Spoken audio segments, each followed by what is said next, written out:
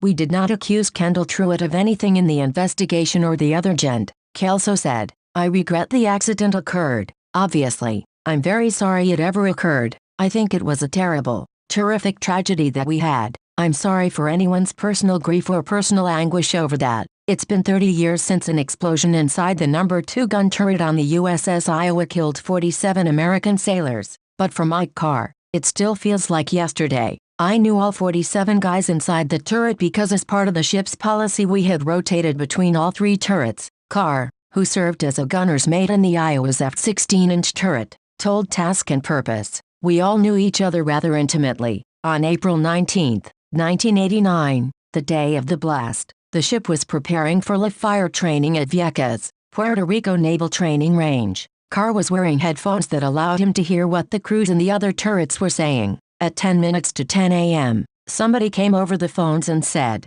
"We're having a problem turret. 2 center, gun." Carr recalled. Then approximately 2 minutes later, I recognized Senior Chief Reginald Ziegler, who was the chief in charge of Turret 2, yell into the phones, "Fire, fire, fire, fire in center gun, Turret 2." Trying to contain it, then came the blast, which was so strong that it ripped the headphones right off Carr's head. The entire ship shook. Black smoke poured out from the burning No. 2 turret as Carr and other sailors donned their firefighting gear. Then they found 2 sailors who had been blown from the turret onto the deck. I held one sailor in my hands as he passed, Carr said. He died in my arms. Carr was eventually able to climb into the wrecked turret. The scene inside was too terrible to describe. He battled to contain the fire until he passed out from smoke inhalation, waking up later in an emergency dress battle station. It took the sailors 8 hours to douse the blaze. Luckily, the fire did not set off the powder bags in the other 2 guns. In the years since the blast,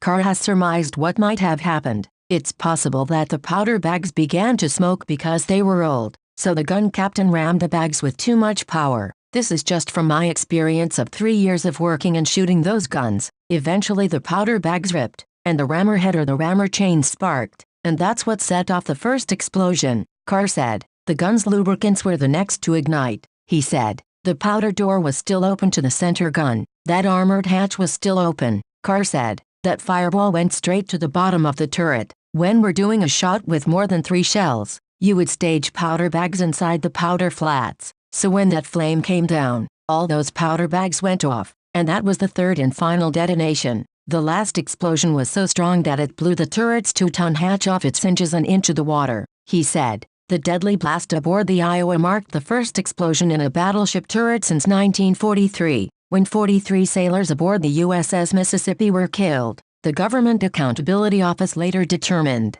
But unlike other explosions, the 16-inch gun in the No. 2 turret was cold, meaning it hadn't been fired yet. It wasn't long after the Iowa returned home that the Navy seemed to be looking for someone to blame the disaster on. Those people turned out to be gunner's mate 2nd Class Clayton Hartwig, whom the Navy had initially claimed had loaded the gun before it exploded, and his best friend, gunner's mate 3rd Class Kendall Truitt. Interestingly, I was never read my rights, nor did I realize that I was a suspect, Truitt told Task and Purpose. I just thought they had some really strange questions for what I assumed was an honest attempt at an investigation. Truitt was in the magazine below the No. 2 turret when the gun exploded above him. He braved the flames, smoke, and carnage inside the turret to turn on sprinklers so that bags of gunpowder would not go off, and he secured hatches so that the accumulating water would not sink the ship, he told Penthouse in a January 1990 interview. But when investigators learned that Hartwig had named Truitt the beneficiary of a $100,000 life insurance policy,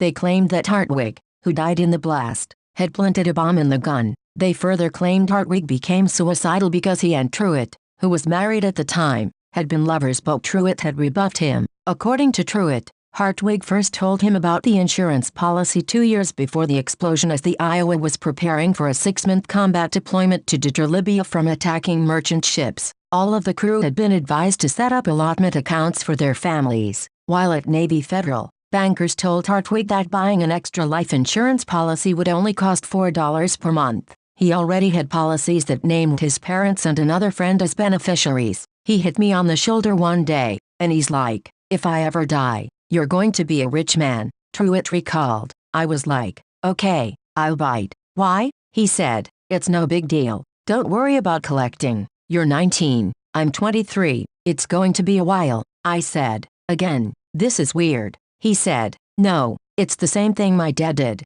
Hartwig's father had seen combat in the Navy as a gunner's mate, Truitt said. At the time, sailors in his father's division all took out life insurance policies on each other. After the explosion, Truitt mentioned the insurance policy in passing to Hartwig's family. They subsequently wrote lawmakers saying that it was unfair Truitt would receive the money instead of Hartwig's parents, thus helping Kendall suddenly become a suspect. Truitt said, that's sort of what started the whole thing. Another sailor, David Smith, claimed that Navy investigators had coerced him into telling them Hartwig propositioned him and discussed how to use a bomb's timer. The Washington Post reported in September 1989, the military looks for scapegoats when people die rather than admit their mistakes or acknowledge that accidents are even possible, Truitt said. In the case of the Iowa, the devastating blast happened toward the tail end of the Cold War, when the Navy felt it needed 600 ships to counter the Soviets. Then Navy Secretary John Lehman fell in love with the idea of using battleships to build strike groups, easing the strain on aircraft carriers. According to retired Commander Ward Carroll,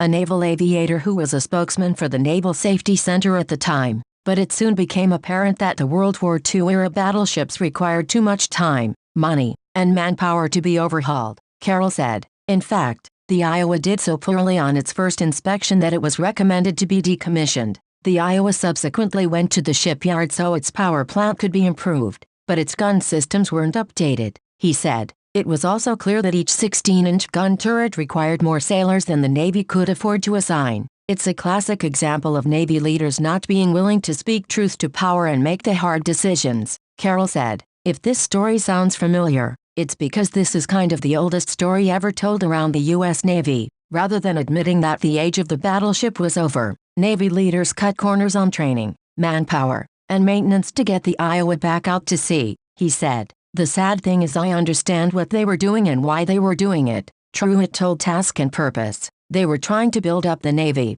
The military eats their own. It takes a while to realize that. Facts later emerged that undermined the Navy's first investigation into the explosion, Truitt said. For example, Hartwig had not been responsible for loading the gun, as the Navy initially claimed. The Navy's initial investigation also found that sailors aboard the Iowa had decided to experiment with using 5 bags filled with an unauthorized type of gunpowder for the test shoot when the explosion occurred. An August 1991 Government Accountability Office report found, Sandia National Laboratories later determined that the powder had been rammed 24 inches too far, compressing the powder charge against the base of the dummy projectile before it ignited. The GA report said, imagine an old Timmy cap gun, where you remove the caps and bang them with a hammer, Truitt said. This is essentially what happened. Although the Navy never officially determined what caused the Iowa explosion, it made a series of changes to how 16-inch guns were operated after independent tests by Sandia National Laboratory showed that powder bags could detonate when accidentally rammed too hard.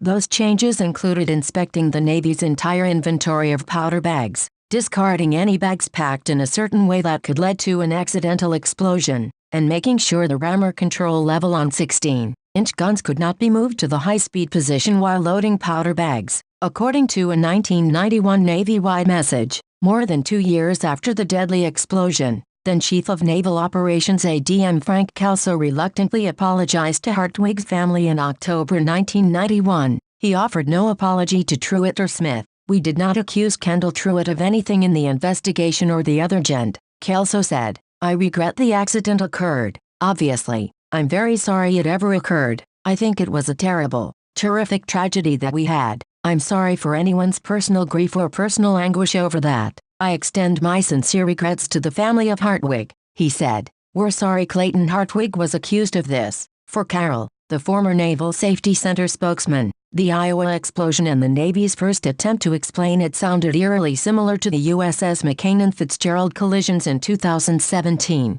This dynamic is kind of classic with respect to a catastrophe and the cover-your-ass mentality that follows it, said Carroll. Navy leaders hoped that the media would accept the theory that Hartwig was responsible for the blast so they would not have to answer questions about the underlying causes of the disaster, said Carroll, now director of outreach and marketing for the U.S. Naval Institute. What became obvious in time was this was another classic circumstance of mishandling the initial information and creating these causal factors that proved to be inaccurate, and a bit sensational, really. With respect to the homosexual love triangle, Carol told Task and Purpose, when it's all said and done, it smacked of a cover-up. Certainly, the families of the fallen sailors were not satisfied with the initial report, and in some ways, those questions have never been fully answered. The explosion meant the end of the line for the Iowa. The ship was decommissioned in October 1990. The other 3 Iowa-class battleships that had been reactivated were also decommissioned over the next couple of years because they were too expensive to operate,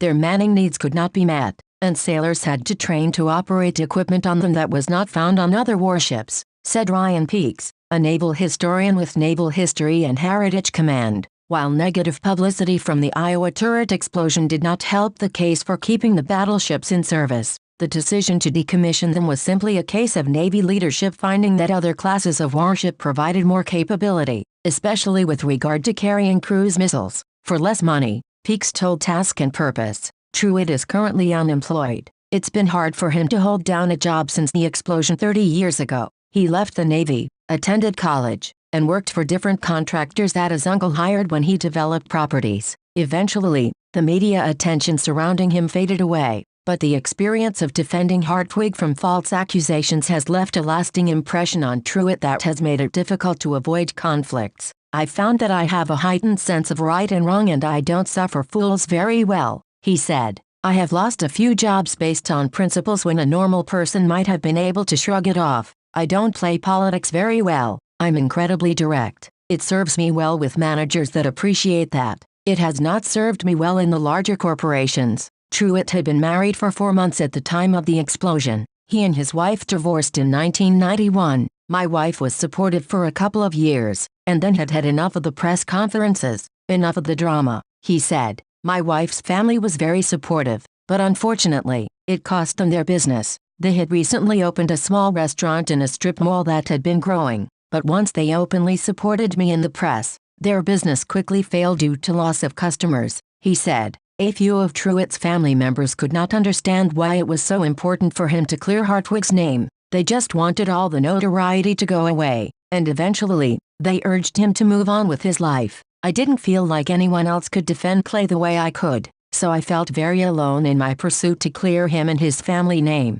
Truitt said. Every year, former sailors who served aboard the Iowa gather in Norfolk, Virginia, to commemorate the accident's anniversary. These men still suffer from PTSD because of everything that happened that day and from the fallout of the tragic accident, said John Schultz, a crewman on the Iowa from 1983 to 1987. The biggest thing we concentrate on every year is our shipmates and their healing. The annual ceremony allows sailors to talk about the pain they are still going through, said Schultz. The MC at each year's event, up to 300 former Iowa sailors are expected to attend Friday's ceremony, which has proven to be a catharsis for veterans still trying to cope with past trauma, he said. A wise man once said, funerals and memorial services are for the living. Schultz said, I see new guys come every year and they sit alone in a chair. I can see the weight that PTSD has put on them. I see that they're alone. I see that they're hurt. They just look devastated. But yet, one of their shipmates that they served with comes in and they sit down and they start talking. This man,